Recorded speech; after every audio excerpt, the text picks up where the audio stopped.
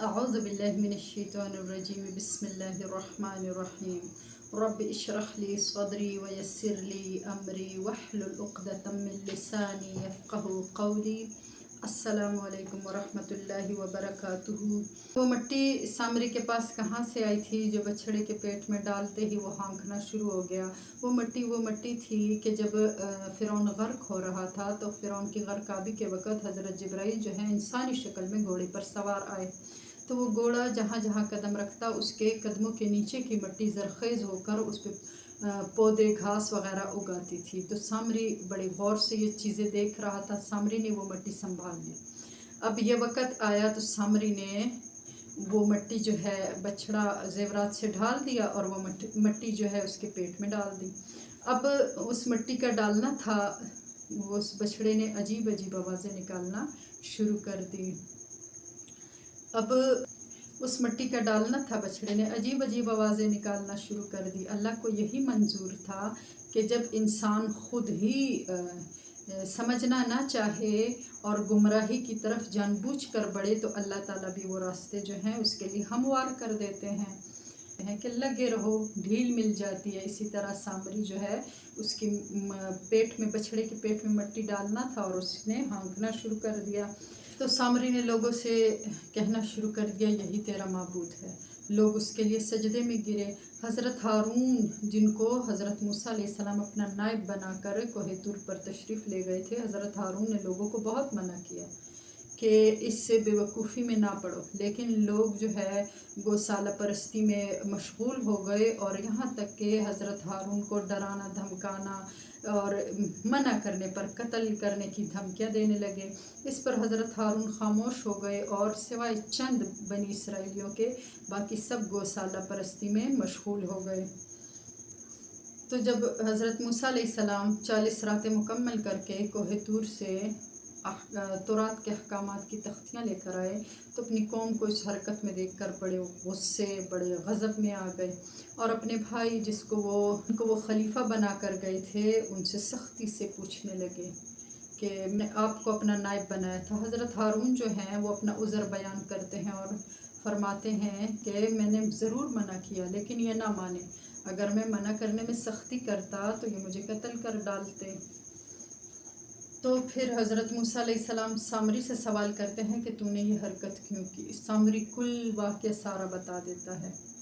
اور پھر اس کے بعد حضرت موسیٰ جو ہیں وہ سامری کو بددعا دیتے ہیں اور سامری اس کے بعد کوڑی کے مرض میں مبتلا ہو جاتا ہے، کسی کو پاس نہ آنے دیتا ہے، نہ کوئی اس کے پاس جاتا ہے، اسی حالت میں وہ مر جاتا ہے اور اللہ تعالیٰ کا حکم آتا ہے کہ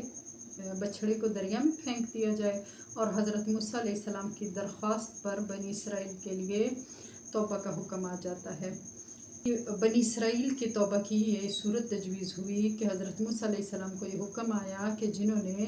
گوسالہ پرستی کی، جنہوں نے بچھڑے کی پرستش کی، وہ اپنے گھروں سے باہر نکلیں، اپنے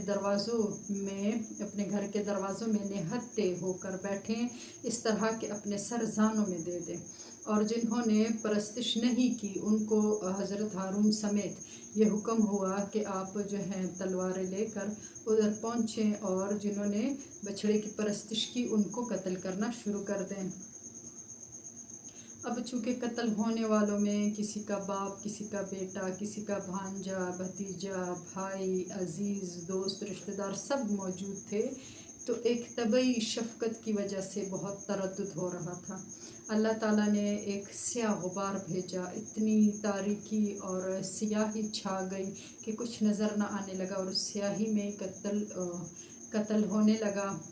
مفسرین کہتے ہیں صبح سے شام تک 70,000 آدمی قتل ہوئے۔ تو عورتیں اور بچے حضرت موسیٰ علیہ السلام سے فریاد کرنے لگے رو رو کے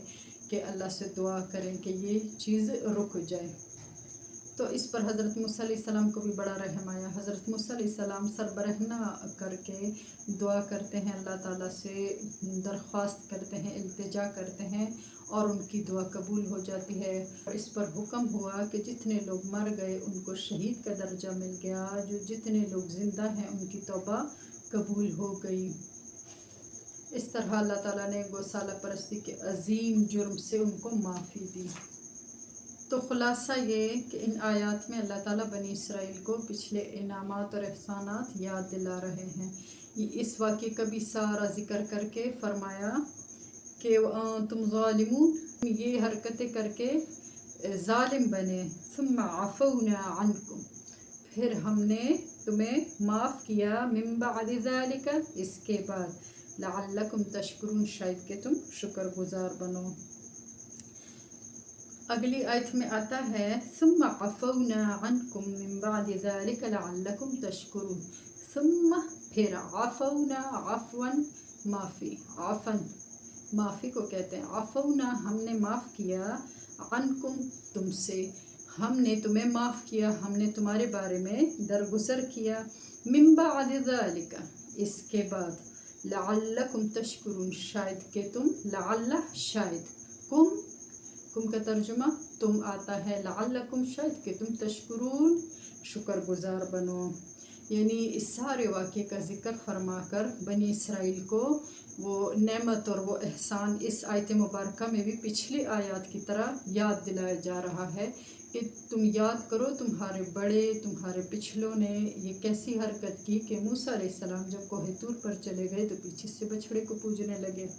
اتنی بڑی غلطی اور گناہ کر بیٹھے۔ پھر اللہ تعالیٰ نے اس سے بھی ان کو معافی دی، ثم عفونا عنکم، اس سے بھی اللہ تعالیٰ نے بنی اسرائیل کو معافی دی۔ تو وہ یاد دلا کر فرمایا جا رہا ہے کہ اے یہود مدینہ، تم اپنے انعامات اور احسانات جو اللہ تعالیٰ نے تم پر کیے ہیں وہ سن کر آپ صلی اللہ علیہ وسلم پر ایمان لاؤ اور اللہ تعالیٰ کی فرما برداری اختیار کر لو۔ تو یہ جو ہم نے توبہ کی، بنی اسرائیل کے توبہ کی قبولیت کے بارے میں واقعہ پڑھا، اس سے ظاہر ہوتا ہے کہ پہلے پچھلی جو امتیں تھیں ان کے لیے توبہ کے احکامات کتنے سخت تھے، اور آپ صلی اللہ علیہ وسلم کی وجہ سے اس شریعت میں کتنی آسانی ہے اور توبہ کے احکامات کتنے آسان ہیں، بشرطیے کہ سچے اور پکے دل سے توبہ کر لی جائے۔ اللہ تعالی ہم سب کو سچی اور پکی توبہ کرنے کی توفیق عطا فرمائے۔